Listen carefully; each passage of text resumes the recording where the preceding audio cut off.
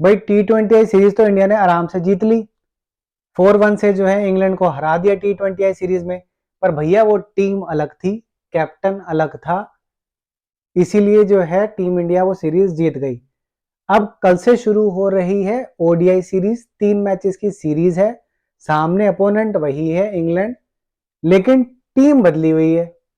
वहां पे जो आपके प्लेयर चले थे, अभिषेक शर्मा वो टीम में नहीं है, तिलक वर्मा वो टीम में नहीं है, वरुण चक्रवर्ती चले थे, लेकिन वरुण चक्रवर्ती को इस टीम में आखिरी मोमेंट पे लिया गया है। लेकिन क्यों लिया गया है?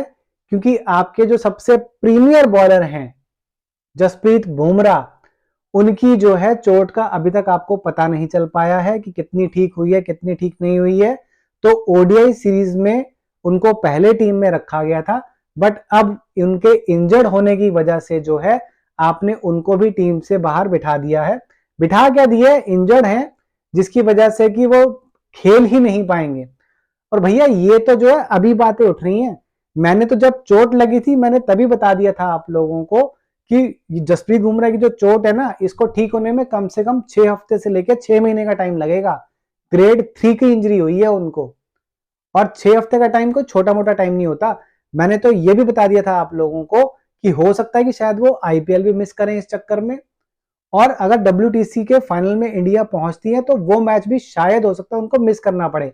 हालांकि ऐसी नौबत ही नहीं आई, इंडिया डब्ल्यूटीसी के फाइनल में पहुंची ही नहीं। बट ये जो सीरीज होने वाली है चैंपियंस ट्रॉफी की, इसमें भी मैं आपको क्लियरली बता रहा हूं कि उसमें भी जो है जसप्रीत बुमराह की सेवाएं जो हैं वो भारत देश को नहीं मिल पाएंगी, या यूं कह लीजिए कि वो अपनी सेवाएं भारतीय क्रिकेट टीम को नहीं दे पाएंगे उनकी इंजरी की वजह से। बट यहां पे दोस्तों मेरे को एक चीज बहुत बुरी लगती है कि हर एक प्लेयर जो है ना वो आईपीएल को ज्यादा तवज्जो देता है। इवन जसप्रीत बुमराह के स्टेचर का प्लेयर भी जो है वो आईपीएल को ज्यादा तवज्जो दे रहा है, मुंबई इंडियंस की टीम को जो है वो ज्यादा तवज्जो दे रहा है, बजाय के भारत के लिए खेलने के लिए। वो अपने आप को जो है बचा के इसलिए चल रहे हैं कि वो आईपीएल खेल सकें। चैंपियंस ट्रॉफी में जो है उनको अगर वो 70-80% भी फिट होते हैं, उसके बावजूद भी उनको अगर खिला लिया जाता है तो उनकी इंजरी जो है वो शायद दोबारा से अकर हो सकती है और वो शायद आईपीएल मैच मिस कर दें। इसके लिए सिर्फ ओडीआई सीरीज से ही नहीं जो इंग्लैंड के खिलाफ है, आगे आने वाली चैंपियंस ट्रॉफी से भी उनका नाम हटा दिया जाएगा। अभी हटाया नहीं है, बट मैं आपको क्लियरली बता रहा हूं भाई, ये तो ऑलरेडी ये बात तो चल ही रही है कि शुरू के 2 मैचेस में वो नहीं खेलने वाले, ना बांग्लादेश के खिलाफ ना पाकिस्तान के खिलाफ। बट मैं ये आपको बता दूं कि वो पूरी चैंपियंस ट्रॉफी से ही बाहर हो चुके हैं। आपको ये कुछ दिनों में 10-15 दिनों में खबर आ जाएगी कि जसप्रीत बुमराह जो है चैंपियंस ट्रॉफी से बाहर हो चुके हैं। बहुत हद तक पॉसिबल है कि आईपीएल में भी वो मुंबई इंडियंस के जो है 2-3 मैचेस वो भी शायद ना खेल पाए। तो भैया ये तो जो है बात हो गई जसप्रीत बुमराह की। वरुण चक्रवर्ती का एडिशन हुआ है क्योंकि जसप्रीत बुमराह बाहर हो गए हैं, ये एक अच्छा डिसीजन है भैया। 3 ही मेजर प्लेयर्स थे जो कि T20I में इंडिया को जिताने के लिए कारगर साबित हुए थे, अभिषेक शर्मा, तिलक वर्मा और वरुण चक्रवर्ती। अब उनमें से सिर्फ एक ही प्लेयर आप खिला रहे हो। अच्छा, अगर टीम की बात करें भैया, तो मुझे तो बहुत ही टूटी हुई टीम लग रही है। इसमें आपने ऑलराउंडर तो लिए हैं, 3-3 4-4 लिए हैं, लेकिन उनको खिलाने की जगह ही नहीं छोड़ी है यार आपने।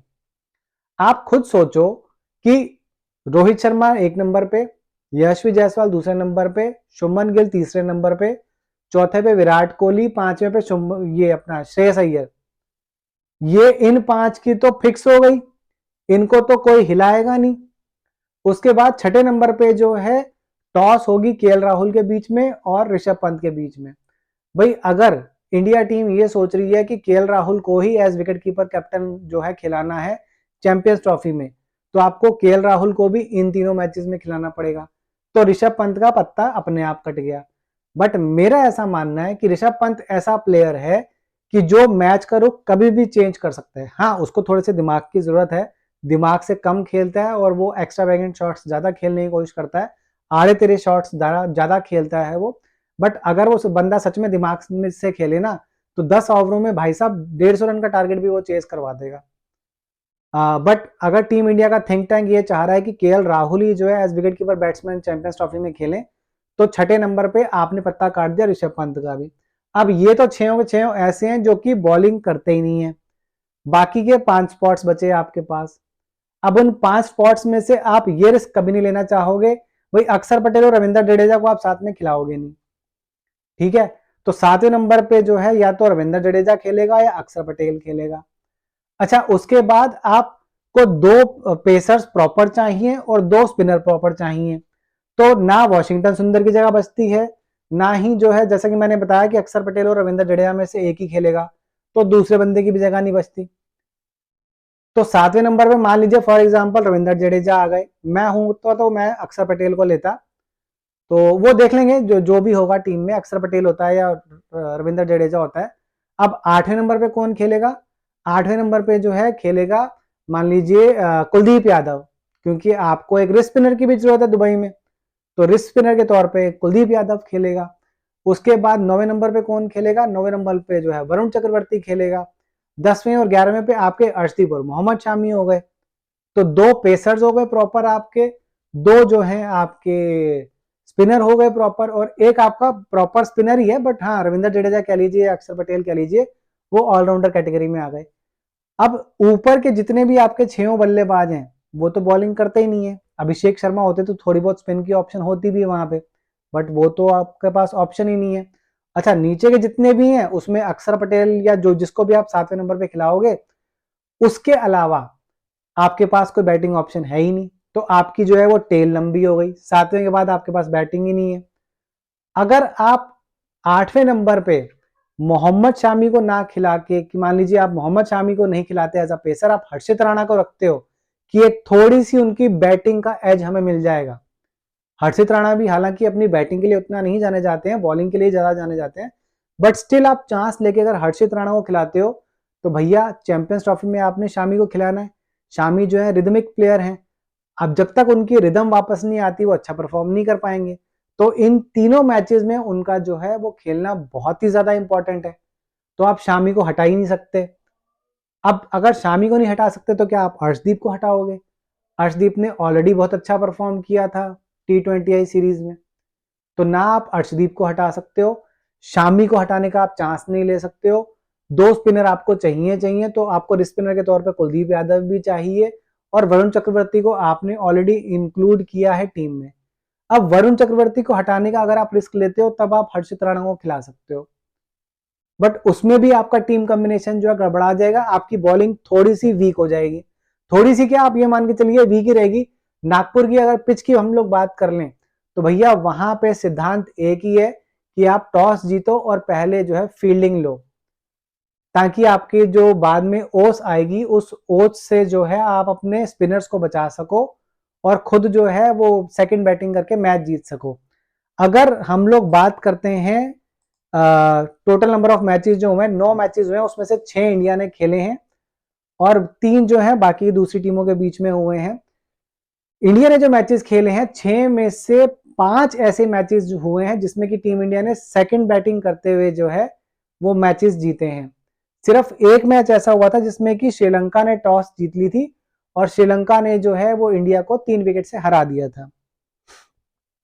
उसके अलावा जो मैचेस हुए हैं उसमें भी एक मैच सिर्फ कनाडा और जिम्बाब्वे के बीच में था, जो कि कनाडा हारी थी 175 रन से, जिम्बाब्वे ने पहले बैटिंग करी थी।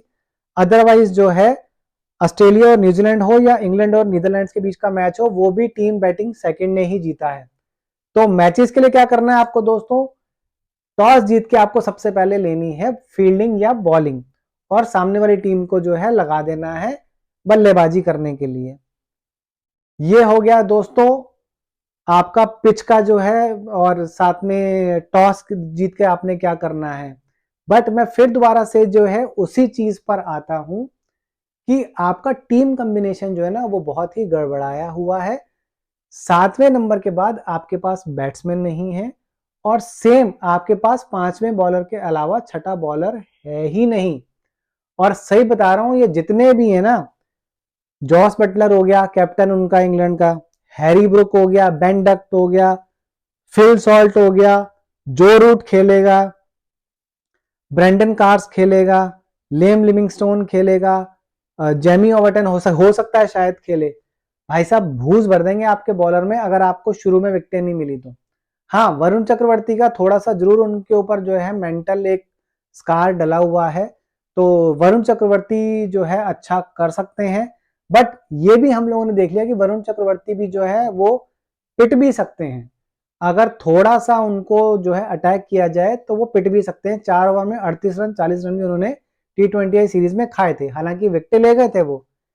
लेकिन ओडीआई में क्या है, आप अगर ओडीआई में एक सबसे बड़ी एडवांटेज होती है बैट्समैन के पास कि उनके पास टीम मतलब अपनी इनिंग बिल्ड करने का ना टाइम ज्यादा होता है। आप वरुण चक्रवर्ती को एक एंड पे सिर्फ आप कह लीजिए 10 ओवर में 30 रन देके छोड़ सकते हैं, लेकिन आप बाकी के प्लेयर्स को जो है ना वो मार सकते हैं। आप अर्शदीप को कोशिश करके मार सकते हैं, शामी फॉर्म में नहीं है आप उनको मार सकते हैं, अक्षर पटेल या रविंद्र जडेजा में जो खेलता है उसको मार सकते हैं आप कुलदीप यादव को भी, अगर वो प्राइम फॉर्म में नहीं है, उनका भी अभी टेस्ट होना बाकी है क्योंकि T20I सीरीज में वो खेले नहीं थे। तो मतलब ये समझ लीजिए सिर्फ एक वरुण चक्रवर्ती अगर वो रिस्पेक्ट दे दें तो बाकी के प्लेयर्स को जो है वो आराम से ढूंढ सकते हैं। और अगर आप ये मान के चलिए कि हर प्लेयर को वो जो है, क्योंकि छठा तो कोई ऑप्शन ही नहीं है, अगर वो हर प्लेयर से 70-70 रन भी लेते हैं तो 40 ओवर में उनके 280 रन बनते हैं। और वरुण चक्रवर्ती अगर मात्र 30 रन भी देते हैं ना तब भी 310 का स्कोर लग जाएगा भैया। और सेकंड बैटिंग करते हुए 300 से ज्यादा का स्कोर इतना आसान नहीं रहेगा चेज करना, भले ही ड्यू फैक्टर हो या ना हो। तो टीम इंडिया ने अपनी जो टीम सिलेक्शन करी है वो बहुत ही घटिया करी है। उसके हिसाब से मुझे तो एटलीस्ट कल के मैच में कोई चांस नहीं लगता है कि टीम इंडिया के जीतने के चांस है, प्रोवाइडेड कि इंग्लैंड खराब खेले। अगर इंग्लैंड ही खराब खेलती है, उसके दिमाग में वरुण चक्रवर्ती का जो है भूत भरा हुआ रहता है, और कुलदीप भी जो है वो अपनी स्पिन से जो है विकेट निकाल के ले जाते हैं, मतलब समझ लीजिए कि इंग्लैंड जो है वो 150 पौने 200 पे ही आउट हो गई, तो टीम इंडिया के जीतने के चांसेस हैं। अदरवाइज टीम सिलेक्शन के हिसाब से जो है मुझे नहीं लगता कि टीम इंडिया जीत सकती है। और देख लीजिएगा ये कमी इन 3 मैचेस की सीरीज में, जैसा कि मैंने आपको इंग्लैंड के लिए कहा था कि इंग्लैंड के पास भी यही कमी थी कि उसके पास ऑलराउंडर्स नहीं थे। टीम इंडिया के पास ऑलराउंडर्स की कमी होने की वजह से जो है वो ये मैच जो ये इस सीरीज में कहीं ना कहीं नजर आएगा कि उनकी बैटिंग जैसे ही 5-6 विकेटें गिर जाएंगी उसके बाद उनकी बैटिंग खत्म है। तो इस चीज का टीम इंडिया को ध्यान रखना पड़ेगा। सीरीज मुझे लगता नहीं कि टीम इंडिया आसानी से जीत पाएगी, मेरे हिसाब से बहुत मुश्किलें आएंगी। पहला मैच तो वो कम से कम हार रहे हैं। तो आपका दोस्तों इस बारे में क्या कहना है, मुझे जल्दी से जो है कमेंट सेक्शन में कमेंट करके बता सकते हैं। आपके हिसाब से टीम सिलेक्शन क्या होनी चाहिए, क्या आपको लगता है कि टीम इंडिया पहला मैच जीत सकती है नहीं जीत सकती है, टॉस जीत के इंडिया को क्या करना चाहिए। मेरे कमेंट से आप जो मैंने आपको पूरा वीडियो बना के बताया है, आपको क्या लगता है कि मैं कहां तक सही हूं। कुछ भी आपने जो भी लिखना है वो कमेंट सेक्शन में लिख सकते हैं। वीडियो को आपने लाइक कर ही दिया होगा, चैनल पर नए हैं तो चैनल को सब्सक्राइब कर दीजिएगा। आप सभी लोगों का दोस्तों देखने के लिए बहुत बहुत धन्यवाद। और हाँ यार, वीडियो को शेयर जरूर कर देना। Thank you.